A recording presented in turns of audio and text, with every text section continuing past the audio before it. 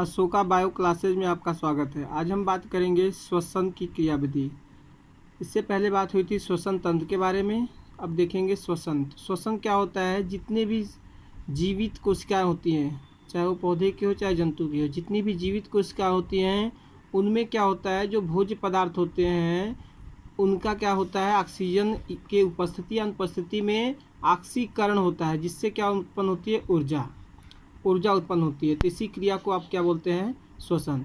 तो देखा जाए क्या होता है, श्वसन जीवित कोशिकाओं में होने वाली उन सभी एंजाइम अभिक्रियाओं को कहते हैं जिनमें क्या होता है, ऑक्सीजन की उपस्थिति या अनुपस्थिति में कार्बनिक पदार्थों का क्या होता है, ऑक्सीकरण होता है, जिससे क्या उत्पन्न होती है, ऊर्जा।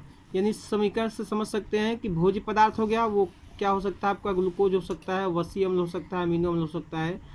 तो भोज्य पदार्थ ऑक्सीजन द्वारा क्या होगा, इस एंजाइमों की सहायता से इसका ऑक्सीकरण होगा। ऑक्सीकरण के फलस्वरूप क्या बनेगा, CO2 जल और ऊर्जा। तो यही ऊर्जा उत्पन्न होने की प्रक्रिया को क्या बोलते हैं यहाँ पर, श्वसन। अब बात करते हैं श्वसन के प्रकार। तो श्वसन जो होता है मुख्यतः दो प्रकार का होता है। किसके आधार पर, ऑक्सीजन की उपस्थिति या अनुपस्थिति के आधार पर। ऑक्सीजन है या नहीं है, तो ऑक्सीजन है या नहीं है उसके आधार पर श्वसन दो प्रकार के होते हैं। एक होता है वायवीय श्वसन या इसी को बोलते हैं ऑक्सी श्वसन। तो नाम से ही लग रहा है कि ऑक्सी श्वसन यानी कि ऑक्सीजन की उपस्थिति में होने वाला श्वसन। तो जब ऑक्सीजन रहता है तो भोज्य पदार्थ क्या होता है, पूरी तरह से जल जाता है, यानी ऑक्सीकरण होता है। तो ऑक्सीकरण होगा तो जब पूरी तरह से जलेगा तो ढेर सारा ऊर्जा भी उत्पन्न करेगा।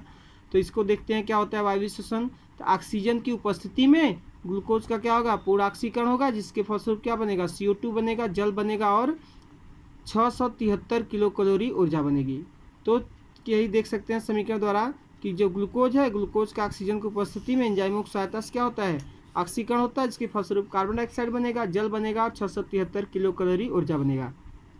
तो इस क्रिया में देख सकते हैं किसका यूज हुआ है, ऑक्सीजन का। तो इस तरह के श्वसन को बोलते हैं ऑक्सी श्वसन। दूसरा है अवायवीय या अनऑक्सी श्वसन। तो इसमें क्या होगा, नाम से ही लग रहा है अनऑक्सी यानी कि ऑक्सीजन नहीं होगा। तो इसमें भी क्या होगा, जब ऑक्सीजन नहीं रहेगा तो भोज्य पदार्थ पूरी तरह से नहीं जलेगा। तो जब नहीं जलेगा तो सीधी सी बात है, ऊर्जा भी कम उत्पन्न होगा। तो अनऑक्सी श्वसन को देखते हैं क्या होता है, ऑक्सीजन की अनुपस्थिति में, ऑक्सीजन की अनुपस्थिति में होने वाले श्वसन को क्या बोलते हैं यहाँ पर, अनऑक्सी श्वसन। इस क्रिया में क्या होगा, ग्लूकोज का अपूर्ण ऑक्सीकरण होगा, जिससे क्या बनेगा, CO2 बनेगा, एथिल अल्कोहल यानी एथेनॉल बनेगा और मात्र 28 किलो कैलोरी ऊर्जा प्राप्त होगी। सूत्र के द्वारा देख सकते हैं, समीकरण के द्वारा, कि ये ग्लूकोज है, ग्लूकोज का ऑक्सीजन नहीं है तो ऑक्सीकरण नहीं हो रहा है, मतलब अनाक्सी श्वसन हो रहा है। इसी को आप किण्वन भी बोलते हैं, जिसके फलस्वरूप क्या बन रहा है, एथिल अल्कोहल बन रहा है, CO2 बन रहा है और मात्र 28 किलो कैलोरी ऊर्जा बन रही है। ये तो हो गया श्वसन और श्वसन के प्रकार। अब श्वसन की क्रियाविधि। तो श्वसन की क्रियाविधि जो होती है, श्वसन जो होता है हमारा, श्वसन की क्रिया 3 चरण में पूरी होती है। पहले क्या होता है, ग्लाइकोलिसिस या इसी बोलते हैं EMP पथ, ग्लाइकोलिसिस या EMP पथ। दूसरा होता है क्रेब्स चक्र और तीसरा होता है इलेक्ट्रॉन परिवहन तंत्र, ETS, इलेक्ट्रॉन ट्रांसपोर्ट सिस्टम। तो श्वसन क्रियाविधि जो श्वसन होती है, श्वसन की क्रिया में क्या था कि ग्लूकोज का ऑक्सीजन द्वारा ऑक्सीकरण हो रहा था, जिससे क्या बन रही थी, ऊर्जा। तो यही ऊर्जा बनने की क्रिया जो है 3 चरण में हो रही है। पहला चरण क्या है, ग्लाइकोलिसिस या EMP, इसको बोलते हैं इम्डेन मेयर पथ वे, यानी कि EMP पथ। दूसरा है क्रेब्स चक्र और तीसरा है इलेक्ट्रॉन परिवहन तंत्र। तो ये जो आपका ग्लाइकोलिसिस और क्रेब्स चक्र की बात करते हैं, तो ग्लाइकोलिसिस में क्या होता है, जो ग्लूकोज होता है, ग्लूकोज का बिना ऑक्सीजन के, यानी ग्लूकोज का ऑक्सीजन की अनुपस्थिति में किसमें बदलना, पायरुविक एसिड में, किसमें, पायरुविक अम्ल में बदलने की क्रिया को बोलते हैं ग्लाइकोलिसिस। तो इस रेखा चित्र के द्वारा देख सकते हैं आप कि ग्लाइकोलिसिस क्या होता है। ये देख लीजिए, यह क्या है, ग्लूकोज है। ये ग्लूकोज जो है, ग्लूकोज किसमें बदल रहा है, पायरुविक अम्ल में, किसमें, पायरुविक अम्ल में। तो ग्लूकोज का पायरुविक अम्ल में बदलने की इस क्रिया को बोलते हैं ग्लाइकोलिसिस। तो ग्लाइकोलिसिस क्या होता है, ग्लूकोज का विभिन्न एंजाइमों की सहायता से, ग्लूकोज का विभिन्न एंजाइमों की सहायता से पायरुविक अम्ल में बदलने की क्रिया को क्या बोलते हैं, ग्लाइकोलिसिस। तो ग्लाइकोलिसिस और ग्लाइकोलिसिस के बाद दूसरा भाग कौन सा आता है आपका, क्रेब्स चक्र।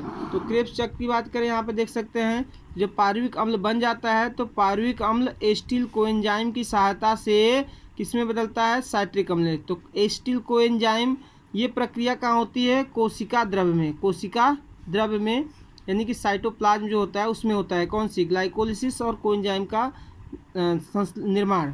तो एसिटिल कोएंजाइम बनता है और एसिटिल कोएंजाइम फिर किस में प्रवेश करता है, क्रेब्स चक्र में। तो क्रेब्स चक्र कहाँ होता है, माइटोकॉन्ड्रिया के मैट्रिक्स में। तो क्रेब्स चक्र कहाँ होता है, माइटोकॉन्ड्रिया के मैट्रिक्स में। और ग्लाइकोलिसिस कहाँ हो रहा था, कोशिका द्रव्य में। तो इसमें क्रेब्स चक्र में क्या होता है, एसिटिल कोएंजाइम की सहायता से बनता क्या है, साइट्रिक अम्ल। साइट्रिक अम्ल से क्या बनता है, आइसोसाइट्रिक अम्ल, फिर वही मैलिक अम्ल, फिर ऑक्जेलोएस्टिक अम्ल, फिर ऑक्जेलोएस्टिक अम्ल, इस एंजाइम की सहायता से फिर साइट्रिक अम्ल। ये प्रक्रिया जो होती है रिपीट होती रहती है, लगातार चलती रहती है। तो इसको देखा, इस प्रक्रिया का खोज किया था क्रेब्स नामक वैज्ञानिक के लिए, इसलिए नाम रखा गया है क्रेब्स चक्र। तो ग्लाइकोलिसिस में क्या हुआ, ग्लूकोज पायरुविक एसिड बदला, फिर उसके बाद क्या हो रहा है, क्रेब्स चक्र में एसिटिल कोएंजाइम की सहायता से इन सब पदार्थों का क्या हो रहा है, चक्रीकरण हो रहा है, जिसके फलस्वरूप क्या बनते हैं, विभिन्न प्रकार के जो होते हैं ऊर्जाग्राही पदार्थों और ऊर्जा उत्पन्न करने वाले पदार्थों का निर्माण होता है। तीसरा बात करते हैं, कौन सा है, इलेक्ट्रॉन परिवहन तंत्र, ईटीएस। तो ईटीएस में क्या है, इलेक्ट्रॉन परिवहन तंत्र में, तो इस तंत्र का निर्माण विभिन्न इलेक्ट्रॉन ग्राही प्रोटीन द्वारा माइटोकॉन्ड्रिया में होता है। कहाँ पे होता है, माइटोकॉन्ड्रिया में। तो उसमें जो ग्लाइकोलिसिस और क्रेब्स चक्र में जो भी कुछ इलेक्ट्रॉन उत्सर्जित हुए थे, तो उनको यहाँ पे इलेक्ट्रॉन को ग्रहण करते हैं। तो ग्रहण करके उसको क्या, एडीपी को बदल देते हैं, किसमें, एटीपी में। यानी इस तंत्र का निर्माण विभिन्न इलेक्ट्रॉन ग्राही प्रोटीन अणुओं द्वारा कहाँ होता है, माइटोकॉन्ड्रिया में होता है।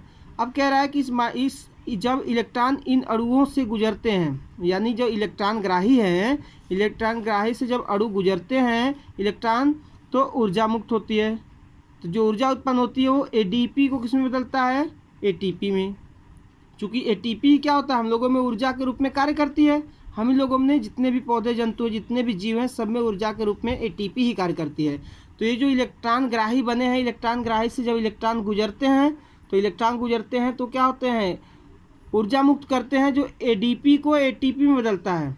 तो इस तंत्र में कहाँ से इलेक्ट्रॉन उत्पन्न होता है, तो जो ग्लाइकोलिसिस और क्रेब्स चक्र में जो अपचयित हाइड्रोजन था, हाइड्रोजन आयन यानी प्रोटॉन जो था ग्राही, उसी के द्वारा प्राप्त होते हैं। तो जो ग्लाइकोलिसिस और क्रेब्स चक्र में जो हाइड्रोजन आयन उत्पन्न हुए थे, उसी हाइड्रोजन आयन से ही क्या उत्पन्न होते हैं, ऊर्जा उत्पन्न होते हैं, जो एडीपी को एटीपी में बदलता है। तो इस तरह से ग्लाइकोलिसिस, क्रेब्स चक्र और ईटीएस द्वारा ऊर्जा उत्पन्न होती है। इस तरह से एक ग्लूकोज के अणु के ऑक्सीकरण से कुल 38 एटीपी अणुओं का हमें लाभ होता है। तो वीडियो को शेयर, लाइक और सब्सक्राइब कीजिए। धन्यवाद।